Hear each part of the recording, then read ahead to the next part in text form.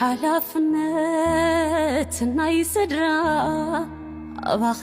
ዛዝዩ ዝባንኪ ነንጌራ ኣብ ስደት ይበልዩ ሩፍታ ገዛ ከተብርሂ ሽምዓተ ቀይርኪ ቁመናኺ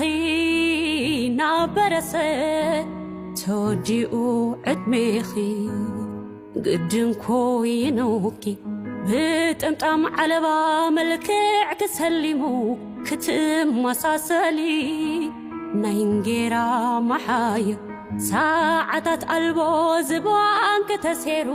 ድፍእ ንኽትብሊ ምናልባት ዳሓኒና በለ ኣፍኪ ተሰኪፉ ወላውን ይዛረብ ምናልባት ካብ ቤትካ ወፂኻ ንንታይ እሞ ንንታይ ጥዑም ከኸይርከብ